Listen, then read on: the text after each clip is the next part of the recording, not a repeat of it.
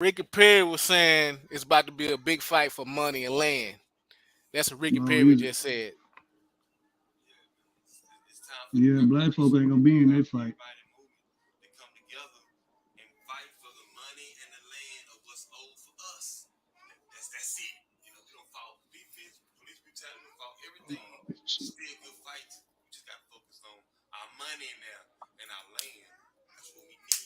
Ricky Perry said we need money and land. Now we need political power. You have money on you. Man, we need to cue Ricky Perry in the conversation. We need to cue Ricky Perry in the conversation because it's funny because we were actually discussing tonight talking about politics of GMF. So what me and Eric, Chairman Eric, have been doing lately is trying to have conversations about things that we done previously, so that people can understand who we are and how we got to this point, and also so we don't have people creating a narrative about who we are. When I'm talking about we, I'm talking about GMF, Guerrilla Mainframe, talking about the things that we've done, to have the conversation. So one of the things we was talking about, entering, you was talking about that because we was talking about political education and politics and the history of that and sort of the ideological aspect to that. Like how do we Mm-hmm. ideologically get to the point that where we at now? Mm-hmm. That's where we was more so. And you really, you have really for us been our chief theoretician. Oh yeah. I mean, was that an accurate statement? I mean, tell me, is that an accurate statement? You Yeah. been our chief theoretician. Yeah. Yeah, Mm-hmm. yeah. How you get to that point you at now? I'm just curious. Like, how did you, like, as far as your politics, how did they develop up until this point now? Like, where did you start from? Where I start from? Shit. I started where everybody else started. Shit, reading Ancient Kemet, and I think I started where I think a lot of people, well, a lot of people start like this, but some people stay at certain levels. I started in, studying, the culture and the history of, how great we, some of the great achievements we had and things like that. And so that's where I started. That was the base. Then after that, you move over to the movement side, and things of that nature. You know, different movements and so forth from the past. But with me, I've always studied things. I always studied a variety of things, even at one time. And so, and I was able to apply the things that I read to my real life. Because to me, if I ain't gonna, to me personally, I don't really read nothing that don't apply. I tell people all the time, people use always say, man, I know you read thousands of books, man. You got a whole big old, and I tell people all the time, nah, not necessarily. Some people, a lot of people read more books than me. But the books I read are applicable to life. It could be spirituality, economics, mindset, ancient history, health, all of that. It has to be a political book to me. I don't want to read now just so I can say, yeah, I read this book and read that book, because there's been plenty of people in our community that read every damn thing under the sun, but what if they apply to what they read? And so, with GMF politics, just bad shit. What can we apply? What politics is relevant to what we're trying to do? So, and that's how I, developed. I always, you know, I never was content with just learning one thing, and that's how you develop. Is that you keep going, and that's why I don't always regurgitate some of the stuff that a whole bunch of people say just because they say it. Well, let me ask you this Go ahead. question. Let me ask you this question. Let me ask you this question. Drink. Yeah. Uh, I'm gonna say a word, and you kind of tell me what comes to mind when I say it. All right. Is this a game? We doing game show stuff now? What? Well, yeah. Well, kind of, No, sort go of, ahead. kind of, sort of. I'm just I'm gonna doing say. I guess since we talking about politics, political terms, let me say black nationalist. What comes to mind when you hear the word black nationalist? Not necessarily the definition, but what comes to mind? If it's the definition, then uh, by all means, do describe that as best you can, or what comes to mind to you. But I guess let's start with the term black nationalist. Well, a person, a group of people or people that are concerned or that is concerned with the national politics of specifically African people in America, or what is also referred to as some of our movements and the others as New Africans. Those who are only concerned with the political aspirations and the forward movement of Black people in America, as it relates to international as well, as it relates to a worldview.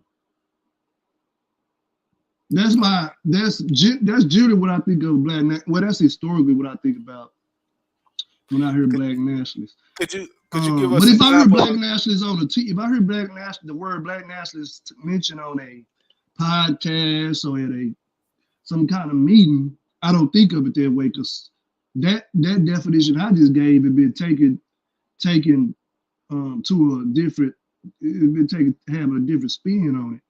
And it really just, it mixed in with culture nationalism. It just, Black people trying to build an economic base and make some money and say, fuck the rest. And that's kind of, that's another way of looking at black nationalists, you know what I'm saying? People who just kind of, really kind of just looking at what they can get out of what we do collectively. But they looking at it from an individual standpoint, but they're putting the collective on top of it. So give me an example of a person or an event that, either a person or event that will kind of best describe black nationalism.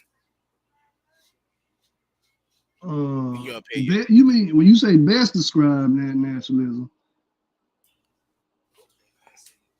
Or a good example. In its proper context? Right. Yeah, that's a good example of black nationalism. Yeah. Oh, a person, you could be anybody, Myra Badelli. It could be Queen Mother Oddly Moore. When it comes to the foundation, I'm looking at the foundation. Now, if you think about today, you might think of somebody like Umar, who calls himself the Prince of Pan-Africanism, but nothing he talks about is Pan-Africanist views. He doesn't have a Pan-Africanist international view for real at all. So him calling himself a Prince of Pan-Africanism is just like somebody calling themselves the Prince of 2K or the Prince of Call of Duty, online or something. You know what I'm saying? That's really just what that is with that. But in a historical way, you think about, like I say, Queen Mother Oddly Moore, and you may even think about Elijah Muhammad. When it comes to black nationalism, the foundation of organizing the politics and the progress and the forward movement of African people in America, or New African people as it stands. Right. So let's try another term. And I thank you first off for kind of giving that description, because this is kind of like a political education class within itself. But so you gave I think you gave a firm detail of what black nationalism and gave some examples of some historical leaders. Now, what about black socialists? Mm-hmm. Like, what comes to mind when you hear black socialists? And after you kind of tell us what comes to mind, give us what you think is a good example of a person that believes in socialist economics is black. Is that what you be? Ain't no such thing as black socialism. Black socialists, or a person that believes in the economic construct of socialism and just so happen to be blacks. Yeah, thank you for correcting me.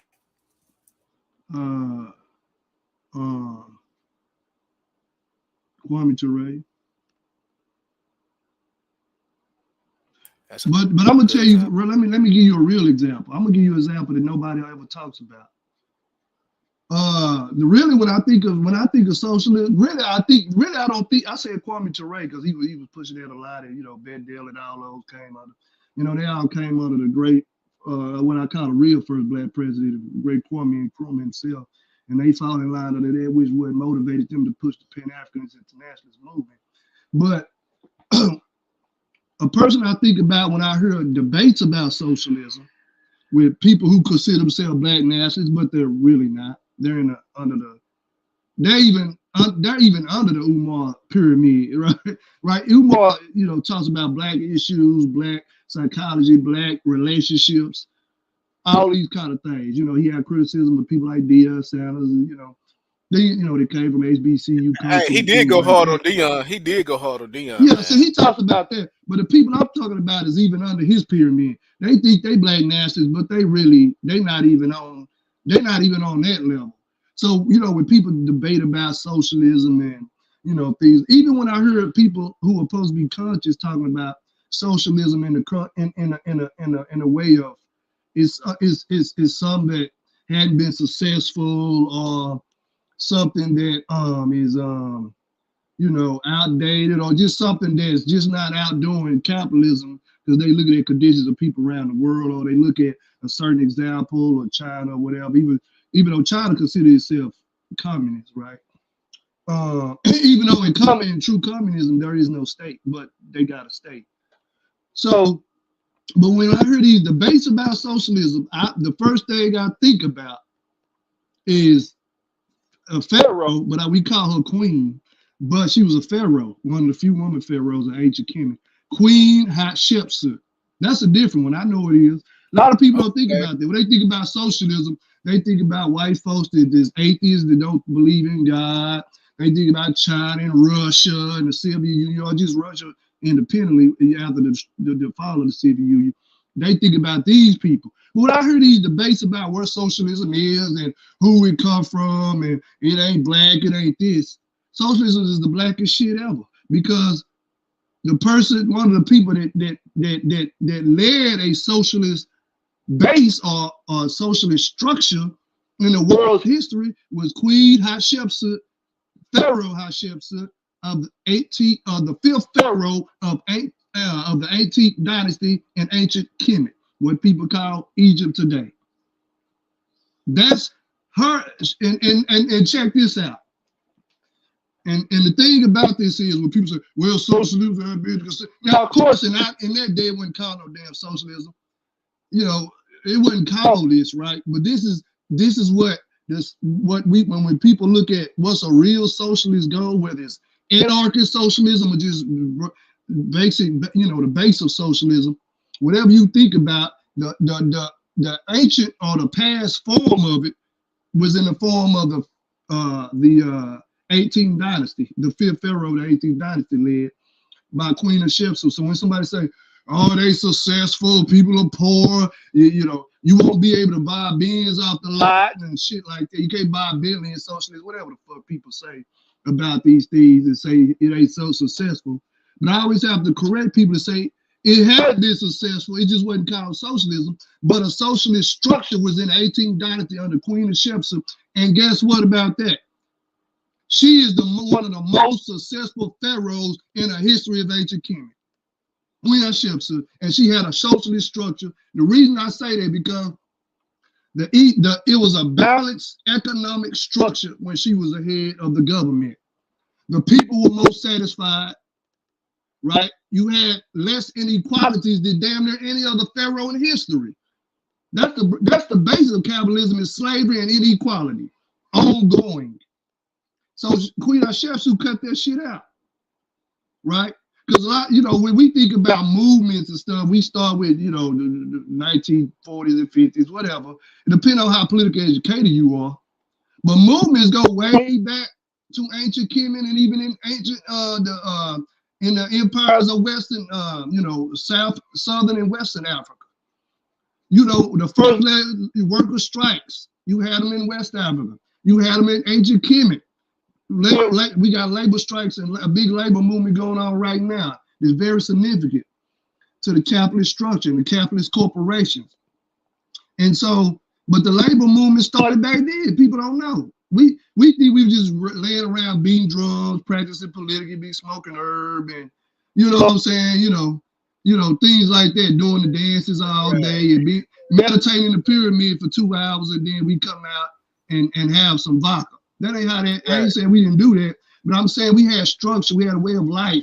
People were dissatisfied with their bosses just like they are now. It just wasn't capitalism and slavery. What Europeans did, bringing capitalism and slavery, feudalism times 10, What they did with that is something that's never been seen in the history of the world, and what is still going on right now with what we living in. But yeah, people were satisfied in ancient Africa and different places. They was always dissatisfied with the head, especially if the head was not, didn't have a practice of inequality. And so when we think about Queen Hatshepsut, one of the best, one of the few women pharaohs, and one of the greatest, one of the most successful leaders in ancient Kemet, that's the socialist structure that I think about when I really think about it. I don't think about it just in the terms of a theory or a hypothesis that we think about to say, oh, it ain't, because in modern times, socialism really hasn't been fulfilled yet. It hasn't been fulfilled yet. In all honesty, it hasn't totally been, fulfilled yet. It hasn't come to its full term. So when somebody says it's not this or that, it hasn't happened yet in modern time. But in ancient times, it already happened. And of course, it was African people that done it. Wow. You gave an excellent description politically, and just something that we could actually picture and see more so. So I think first of all, I appreciate you that I never considered Hatshepsut, who was a queen of Egypt. And I think you gave the dynastic period as well. I wasn't sure which dynastic period Hatshepsut it was in, but yeah, I think that's more so a great description. What do you okay, so for those that don't know, I kind of gave we kind of was talking about black nationalism, and then I was kind of getting you to talk about. And I did that for a reason, because usually, at least historically in the United States, when we've had these movements, it seemed like there's always been some sort of conflict between the groups. So, for example, just for to kind of give some historical context, back in the day, it was the African Brotherhood. Correct me if I'm wrong. You had the African Brotherhood, and they was more or less socialists, or in that particular mind frame. The Blood Brotherhood. Yeah, there you go. Correct me. The Blood Brotherhood. Yep. African Blood Brotherhood. Yeah. Yep. And then you had Marcus Garvey, who more so at that time. But these groups constantly were in conflict with each other, and I kind of see the same thing going on today with these groups. Though we kind of share the same likeness, if you will, physical representation, if you will, ideology kind of creates conflict. How, in your opinion, can we more or less create unity in situations like that? Or do we have points of unity, in your opinion?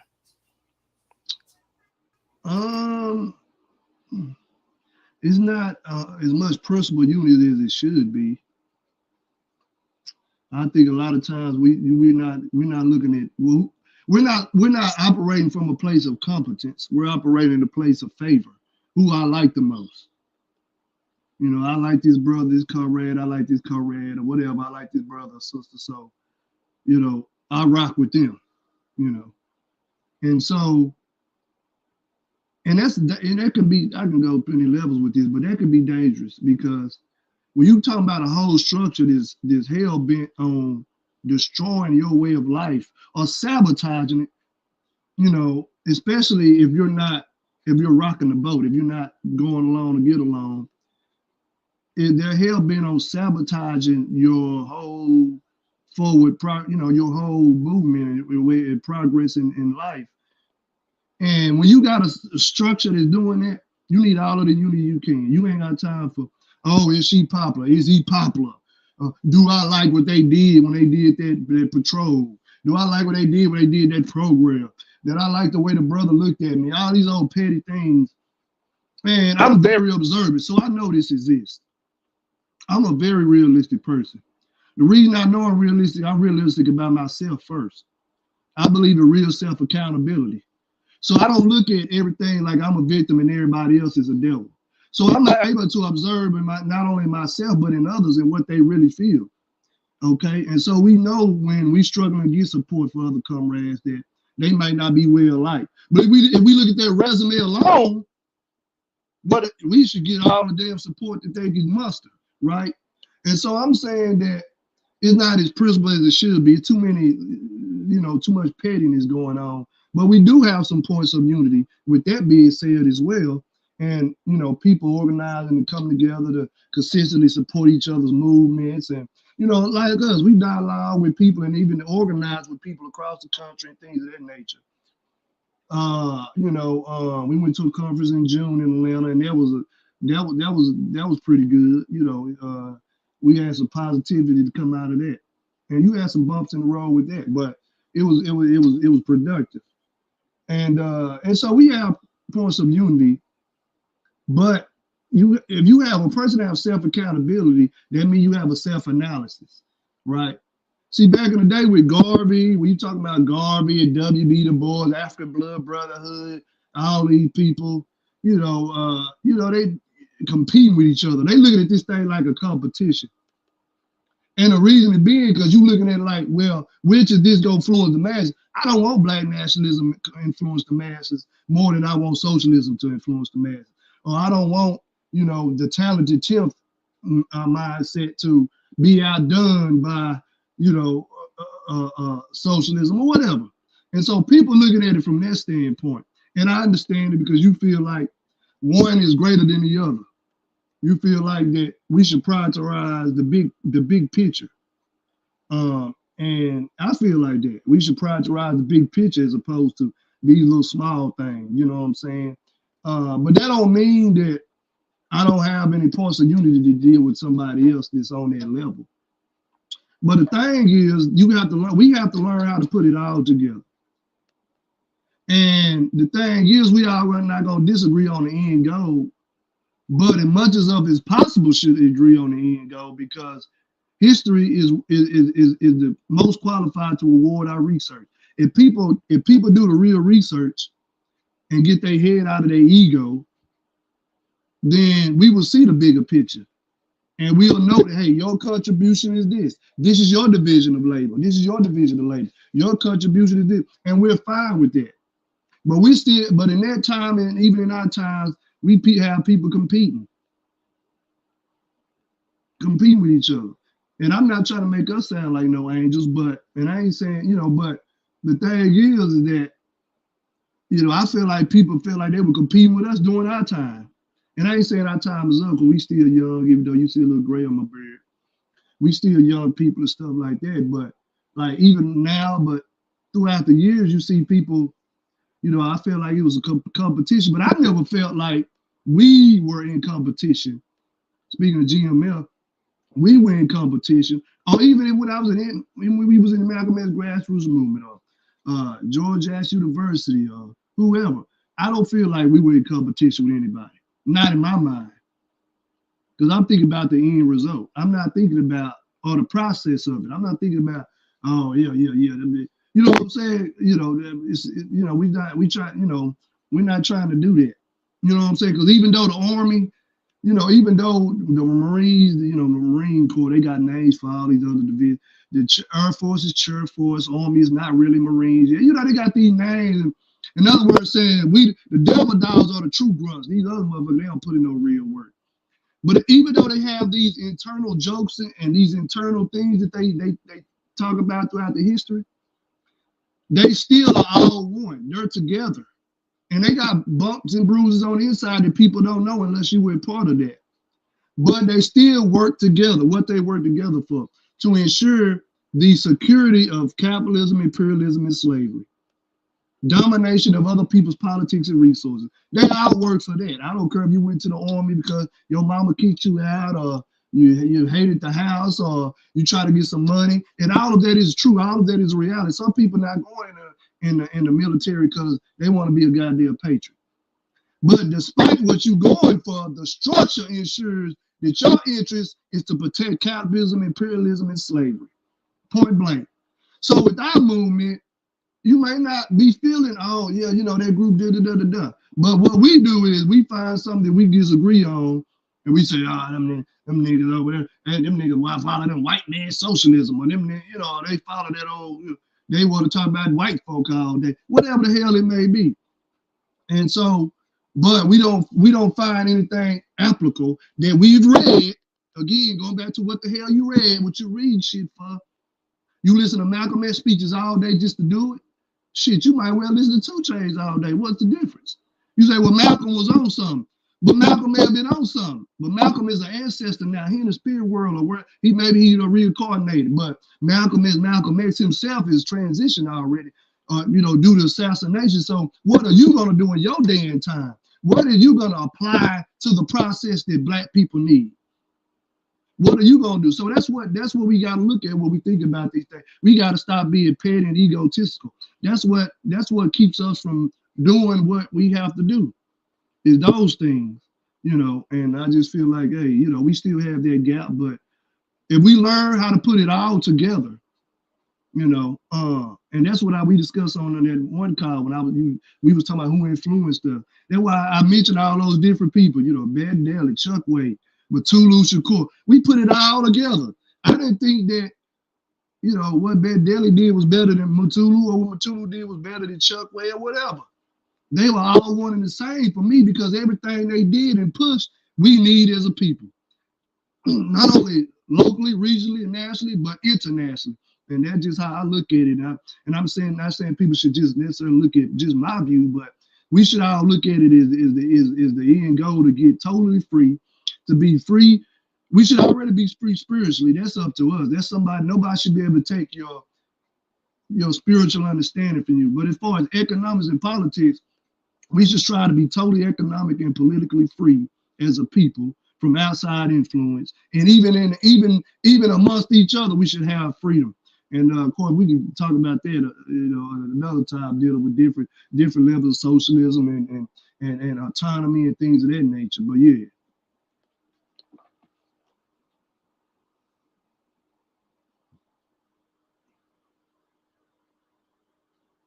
Oh, I can't hear you.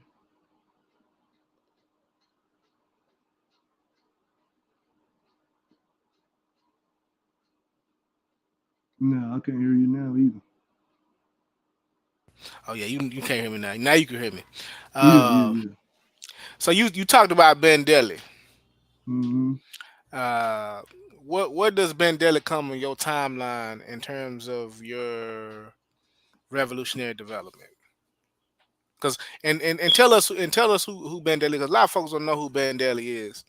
Um, that Ben Daly Tayumba. If you could just tell me how did he come on your revolutionary timeline, and Mm-hmm. sort of kind of what his perspective was, kind of versus kind of what we see now. If you can explain that, I know that's a lot. Well, his perspective was revolution all or nothing. But as a pattern, when you have an international philosophy or understanding, you looking at that. You done already been through the Black Power. You done already been to the let us at the lunch counter, motherfuckers. You know what I'm saying? You done already been through the lunch counters and the sit-ins. Integrating the buses, and you already been through all this stage. By the time you become a Pan-African internationalist, you looking at things from a worldview. How can African people be in sync with each other and support each other's movement and lifestyle based off our historical culture and principles? And so, of course, when I was 18, 19, when I first met her, I hadn't read all the books yet until I got to the work study that the All African People Revolutionary Party had going on. And so I got it, but I still had to go through the phases. Now, in his mind, he's like, why the hell you got to go through all these goddamn phases when I'm already telling you what the hell going on? But let me go back to him before I get to that. Ben Daly was a member of the All African People Revolutionary Army. They branched out because of some internal contradictions or whatever it may have been, and formed the United States African People Revolutionary Party. He was close friends with Baba Mukasa Rick, who is still alive in Atlanta, former member of SNCC and also former member of the same party, and Kwame Ture, who was born Stokely Carmichael. They was all close comrades, and along with some other people. It wasn't just them, but those are some household names that people know that was close comrades with Bandelli. Of course, he was born in Cleveland. He ended up moving in Dallas. And former was it Air Force? Shit, I didn't. It was I think he was in Air Yeah, he Force. was there. He was there And for when us. he was Air Force, he like Fahim, and so from military veteran when I came here, got a job, and then later on, he went full time with his uh his idea as far as building a center, a resource center, and a bookstore that caters to his philosophy, which is known today as Pan African Connection in South Marsalis and Oak Cliff in Dallas, Texas. Of course, they've been in many places before that. Fort Worth, Jefferson. They was on Jefferson many years. That's where they were when I came into the knowledge of what's going on Jefferson. Then, of course, we was meeting over there at in South Dallas, and now they're back in Oak Cliff. But he founded that along with his wife, Akwete Tayemba, who's still here. He's an ancestor. He transitioned in 2012, but he eventually opened full time in the late 1980s. But he didn't just open the store just for make money, because he did want to make money, because he went for working with Boeing, and and then transitioned to work full time for himself with the books and resource center. So he did want to have that as an economic base for him and his family, but also to push a revolutionary Pan Africanist culture. So when I went in there, I mean, when I first used to go, I was overwhelmed. When you're talking about you that young, a lot of people come to college, they already 20, 30 years old. It depends on where they stay, really. It depends on the cultural climate of your city. Um, but I had hardly ever been out on Oak Cliff. I've been to North Dallas a couple times to chase some young women or whatever, do little stuff, the young folks do. Go to when I was doing music, I had a show out in one of the Valley View Mall or something like that one time, and when I was doing the hip hop thing. But I hardly ever got out of Oak Cliff. And hardly ever got out of Texas. So even though that was in Oak Cliff, the store, but you talking about going inside there, you know, in a place that, got all these historical artifacts, symbols, signs, books, all the shit you never know exists if you just been in Oak Cliff all your life. And so you look at these books like, damn, what is this book talking about? What is this book talking about? Then we study these books, and it's some heavy stuff for an 18-year-old, 19-year-old to uh to have paid attention to how I've studied. And so I didn't pick it up right there. But as I went through the levels, that he disagreed with us going through this process. Like, this is already a level you need to go to right now. Just go ahead and run with it. But I think we wanted to get our hands a little bit dirtier than what we thought they were at the time. And so once we got our hands dirty, we began to get back to that process. And so, that's what how it happened for me, is that we got to that process, because through the process, if you're realistic, you go and you're well learned and study, you'll say, okay, now I'm back at the foundation. But you don't get that kind of things right away. At least to me. Some people do. Some college students get that.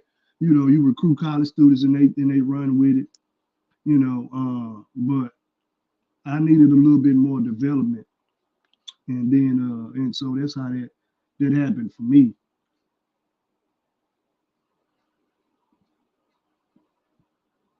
I can't hear you again.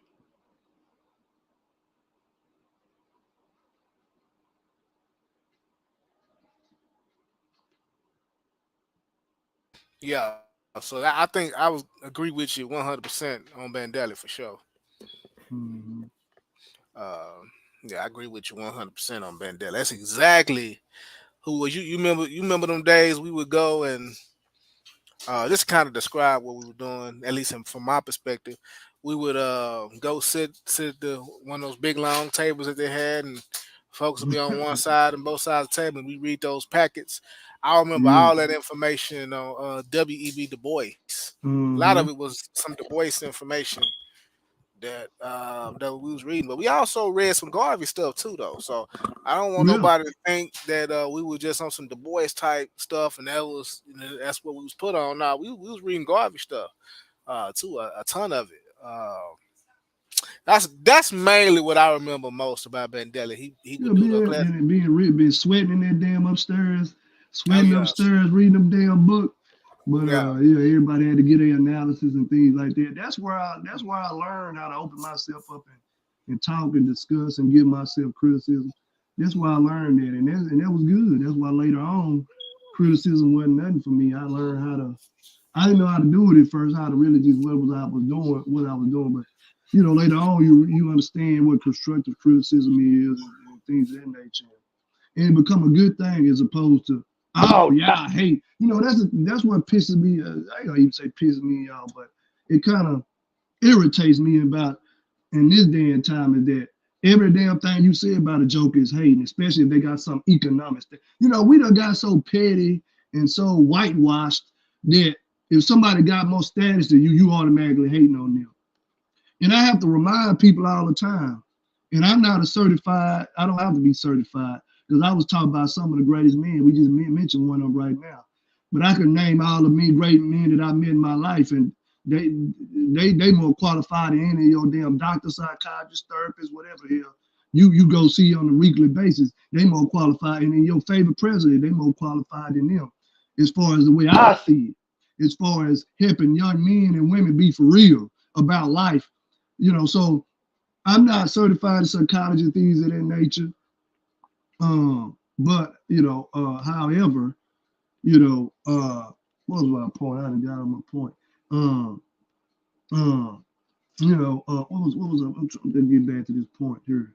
What was I saying? I'm not a psychologist, but what was referring to what we was talking about? Get back. I was talking about Bandela. Going sitting at those tables Yeah, and his process, reading W.B. Du Bois, but also reading Marcus Garvey. real. Oh, that's what I was going back to. That's why I'm going back to this hating thing. Oh, I just tell, and the reason I say I'm not a psychologist because I tell people all the time, but this is what I observed in my life, and I know it correct to be right and exact. Is I tell people all the time, just because you see somebody with a certain status, hell, just ask Will and Jada. I'm not gonna let that dominate what we're talking about, but just ask Will and Jada. Look at it right now. Look at P. Diddy, what's coming out with him and all these other people.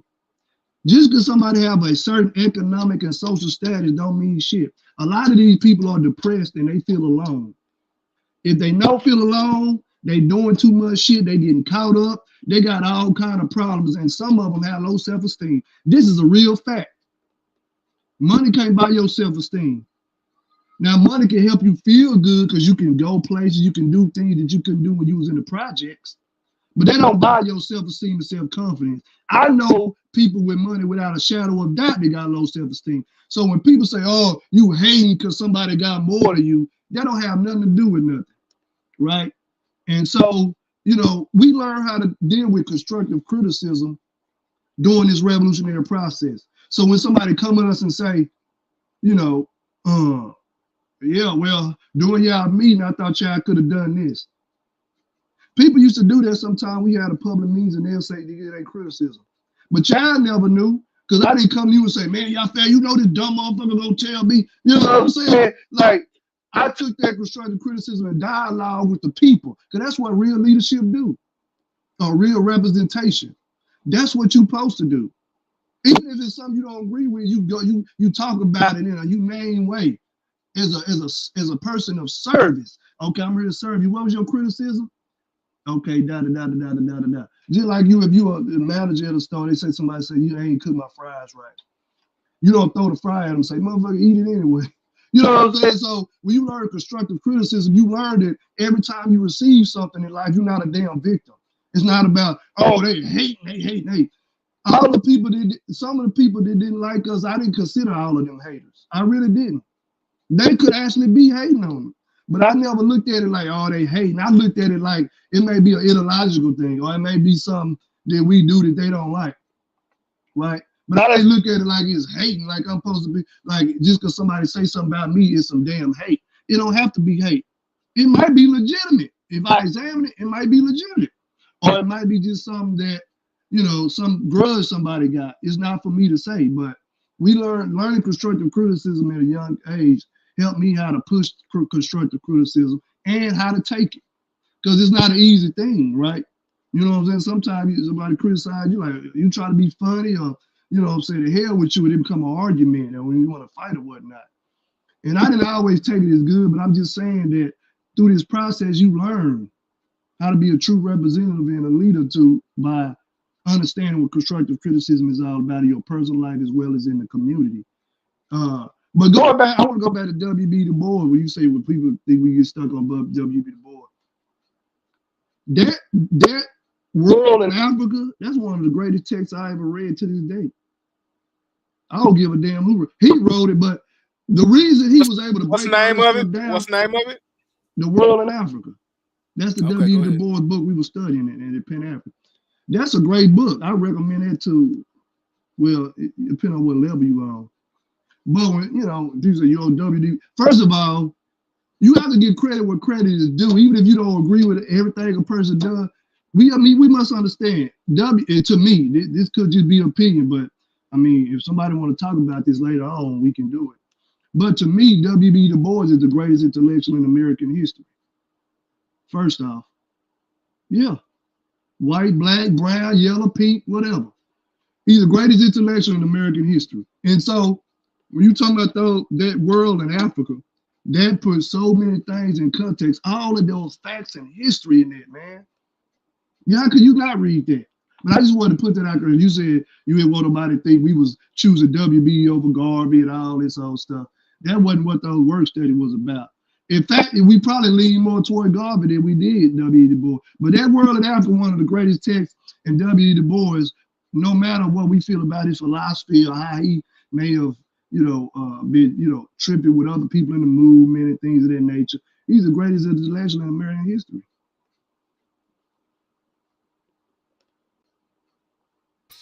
That's deep, Dan. That's deep. That's deep.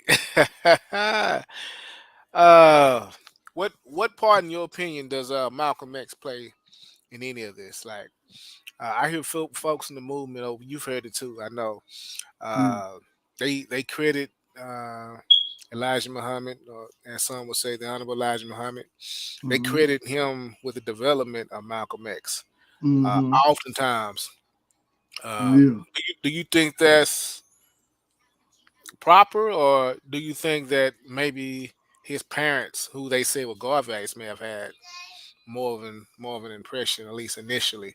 Where does that fine line? Like what? I guess if you follow my question here. Well, go ahead. I like to give balanced perspectives on all things as much as I can. A lot of times we look at things one-sided.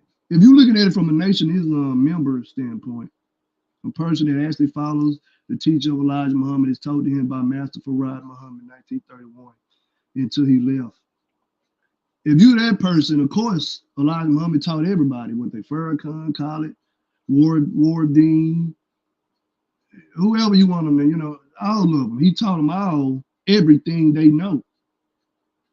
And everything they know come from him. If you follow that, and I ain't saying it's right or wrong, but I'm saying if you follow that philosophy or that religious, background, that's what you feel regardless. I've never been a member or whatever. I have, and so I look at it like, to me, I look at it that the way I look at all things based on a universal truth that I know and understand is that what Malcolm had was already in him before he met Elijah Muhammad. It was in him when he was born. And some of us just have, is in a spiritual community, they just say some of us just recycle ourselves, right? Like all the time, I always say that Sekou is an ancient man, right? Because he like doing old school shit. He like doing being a kid. He ain't got no choice because this time around, he's just 4 years old. But I'm saying he like the African drumming and the ancient stuff. He liked the music. He loves our ancestor altar. You know what I'm saying? Like he love it for real. Like he know that it's serious when it comes to that. You know what I'm saying? He like to read. He like to do certain things. He like to do stuff like an old man. Like he don't want you interfering just because you were adult and he 4. He like, okay, I got this, move around. But and so what I'm saying to say that is that people on this earth, some of us come to this earth a little bit more ready than others. That don't mean we're better, more wiser, or that we're gonna fulfill our life purpose. But that just means we're ready. We're ready to receive something and to do something with it. You know what I'm saying? And Malcolm was one of those people who was born. The reason we know who was going to his father, who was paying most attention when his father and his mother was promoting the Garvey movement. He was. He wasn't the oldest. He paid the most attention. He internalized what his parents said the most as far as that the politics is concerned. Now the spirit of it, his older brothers and sisters, they all got it in a way. Because of course some of them joined the nations before him when he was trying to run the streets. But he was already ready for this. Now, did Elijah Muhammad give him a foundation and a structure? Did he teach him a foundation and structure and how to be a leader? Yes, he did. He learned that from Elijah Muhammad. There's no ifs and buts about it. See, because he come from the street. Now, the streets have structure, but the streets is dog eat dog. So in the streets, Malcolm still probably was a loving person. He was humane and things of that nature. But the street in him allowed his opportunism to overshadow his humanism. So his humanity was suppressed because I'm a street cat. I'm trying to get this motherfucking money. I'm trying to sell this reefer. This cat over here talking about he want him like a white girl. I got some that I know, and they might, you know what I'm saying? I'm running these numbers for West Indy and Archie. If I don't do certain things, he gonna try to shoot me. I'm gonna try to shoot him. You know what I'm saying? So you got all these things going on in the streets that is structured, but it's dog eat dog. So at any moment, the people you think you love, they can become your damn enemy. But like Muhammad brought him into a process that's strictly based on love, at least on theory. It's strictly based on love. It's based on love and service and organization. That's what it's based off of. And when he came into that, that's what fueled him into being what he already was. He was already there. He already was well learned. And to me, he was more well learned than Elijah Muhammad, not based off the Quran or Bible. That could be up for debate because, like I say, if you follow Mazafar Muhammad, Elijah Muhammad is his messenger, his last messenger at that. But if you're not in that, I'm not talking about Bible or Quran. I'm talking about politics of the world. Malcolm, to me, was head and shoulders above anybody in the Nation of Islam. And really, Malcolm was more head and shoulders above anybody in Nation of Islam history. And with the way I look at it, head and shoulders. Politics, I'm talking about from a political worldview, he head and shoulders above anybody ever came in there that ever was a spokesperson or key organizer to me. Religious, you could say, okay, Farrakhan is the man now, he represents the messenger and, things like that. And, thus and so. I'm not talking about religious-wise.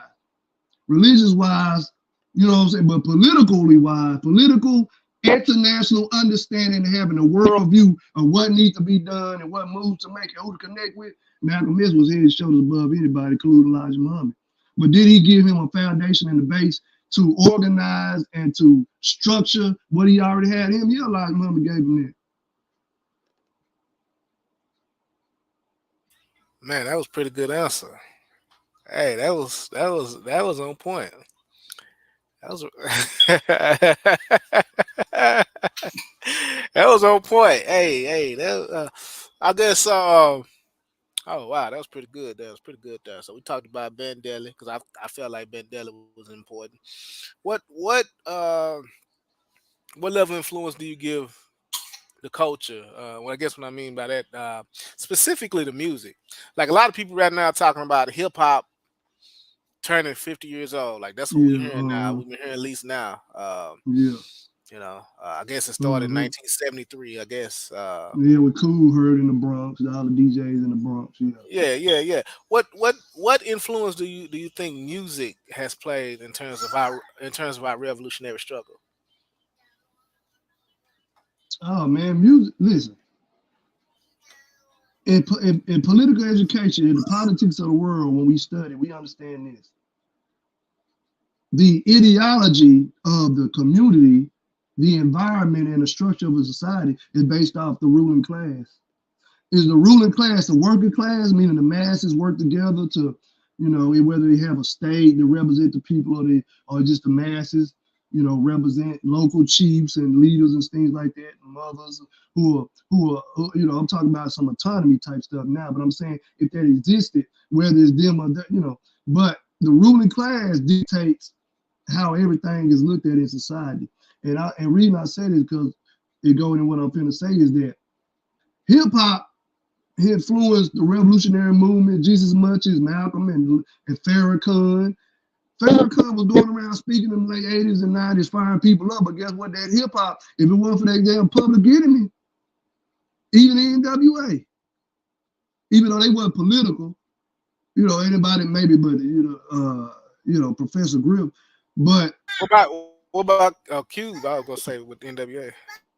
Ice Cube, yeah, after he left the NWA, he was political. But I'm just saying, if those guys wasn't hitting if those guys didn't have no top albums, Farrakhan would have still had a lot of old people. But the young folks, they wanted to hear Farrakhan, whether they wanted to be Muslim or not. And I'm saying him because he was the key during that era. He was the key speaker as far as black consciousness. He was the guy that people like to go listen to. Of course, you had some revolutionaries that people like to go listen to. But at that time, Farrakhan, during the 80s and 90s, he was the guy. And so, but he wouldn't have had them young people coming into the FOI, and even the young people that didn't join the Nation of Islam that agreed with his message. They wouldn't join organizations. You see what I'm saying? Black nationalists, socialists, whatever. Because that music was in their ear when they was 19 years old, 20. They were like, damn, man. So after they go listen to NWA, Public Enemy or somebody like that, they hear that, then they go, somebody hand them a flyer saying Farrakhan finna be in Madison Square Garden or he finna be at your local city. You like, hell yeah, I'm finna go listen to Farrakhan. I ain't finna, because after hearing that music, you don't want to hear listen to no damn Jesse Jackson. You don't want to hear that. Just be real. You don't want to hear no damn Al Sharpton. You don't want to hear you didn't want to hear him. Unless you was, if you was a civil rights advocate and you were the Christian base, you would go listen to them and, I am somebody, things of that nature and, hope we can, all this old stuff. And, we came from Northern Dope to Southern Hope. All this old stuff, that Al Sharpton was talking about, we need justice and we need to fight, all this old lip service and shit he was getting. If you was into it, yeah. But if you was young and you heard and you was influenced by Public Enemy and somebody gave you a Farrakhan flyer, that you going to listen to him. You weren't going to listen to no damn Al Sharpton and Jesse Jackson. So what I'm saying is this influenced people in that era. That music helped fuel their thirst for the information and their thirst to join something. But it has an equal and opposite effect. The music also encouraged because the ruling class made it okay for a person to get on the radio and say, I slapped that bitch in the motherfucking mouth, I shot that nigga in front of his daughter or whatever, you know what I'm saying? Or I pushed more dope than the goddamn, than the cartels, whatever you said. If it relates to your environment, because capitalism created environment, and out of that environment, hip-hop is the articulation of the environment. And so the articulation is, I come from this. So this is what I'm saying. And so that had an equal and opposite effect. It affected people to join organizations, but it also affected people to say, hell yeah. We walk around, school, little bitch. You know what I'm saying? And, what we say we was growing up. Let's be real. I'm really explicit right now, but I like to be real. When we were growing up, what we was talking about? Man, shit, where them hoes at? Let's be real. We wasn't always walk around talking about, how you doing, queen? Bless, queen. Hotel, my sister, what, how you doing today? You need some help? No. We wasn't always doing this shit. We got to do listen to some hip, some damn UGK or some damn ghetto. Man, we come, where them hoes at? Them hoes gonna be out this weekend. Where that drink at? Da da da da da. Where that lean? If you come from the southern, down here we at. Where that lean? Where that syrup at? That's the shit we was talking about. Because the music influenced us because society said it's okay to do that. So society is pushing. Matter of fact, not only is it okay to do it, they pushing that shit on you. See? You know what I'm saying? So some of the positive message that was put out, that shit was overshadowed by, you know what I'm saying? I shot this bitch in the motherfucking face, da da da da da. I sold all this coke, the dope, the hoes, all of that, the 20-inch rims, the gold, the diamond chains, the grills, all that shit was overshadowed the positive talk because in the ruling class want to make sure you deaf, dumb, and blind at all costs. You don't want no motherfucker being educated on the airwaves because when you because if you play Dead Presidents more than you play Drake, Jay-Z, Lil Baby, and all these other motherfuckers. Well, I ain't gonna say I like Lil Baby, man. He real, I like him. He be making some protest music every now and again. I ain't gonna say him, but Dub Baby, maybe Dub Baby or NBA Youngboy, some of these guys. You know what I'm saying? You talking about these guys, Drake, Lil Wayne. If you wasn't playing them at all, and they was the underground, and Dead Prez or somebody like that, or Mortal Technique, they was the ones that was the motherfucker you heard all the time. Young folks be like, man, shit, I want to get down with the gorilla. You know what I'm saying? Like, they wouldn't give a fuck about that other shit because the mainstream has planted this in their head, these messages. But they got the streets messages. You know what I'm saying? Popping pills and the X and the Skittles and this shit they be talking about. You know all the shit they talk about from Chicago to Dallas to LA to New York. All the shit that, these young folks talk about. They see that as their reality because of conditions. So the rappers that articulate that shit, they hear them every day. That's what they own, even if they go to church. They ain't listen to no damn church music. They listen to that. And so it has an equal opposite effect for the nigga music, and so to speak, and the political music as well. So in other words, but yeah, hip hop had a great effect though. Like I tell you, shit, Dead Prez and Mortal Technique used to give me hype. Shit, I was hype. Out for that though. I wanted to leave the other stuff alone, as much as I could, but yeah. Interesting. Okay. Yeah.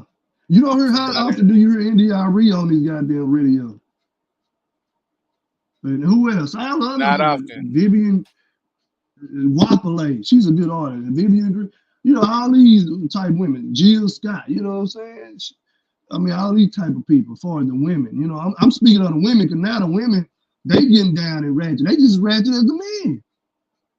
They talking about taking niggas' money and pimping niggas and, you don't need no relationship with these niggas. I'm an independent black woman, yada, yada, yada. I'm showing my ass. That shit played. Kids as young as 4 and 5-year-old hear this shit every day. But they're not hearing the soft music that's talking about love and inspiration and how to calm yourself, how to be present, how to love yourself.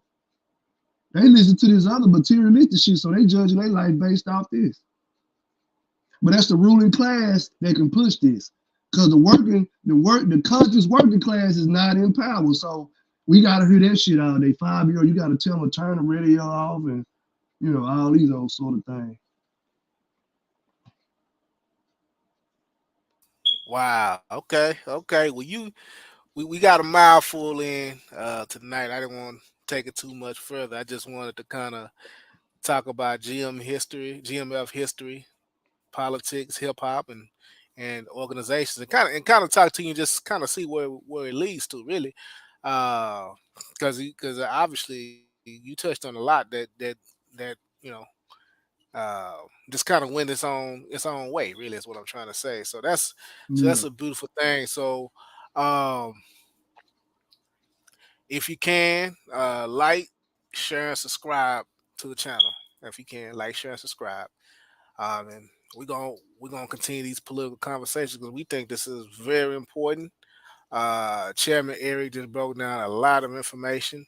Please share it with your people politically. Share it, like it, whatever. We're gonna bring a couple of. I think Chairman Erick gonna use some of his connection to bring some political prisoners on, former political prisoners, members of the Black Panther Party, members of Republic of New Africa, members of the Black Liberation Army. Uh, these type of people, and maybe some spiritual people as well, to kind of give some sort of balance to it. Some great context. So, hey, like, share, and subscribe, uh, and we're gonna get back with you. All right, peace, power, and prosperity.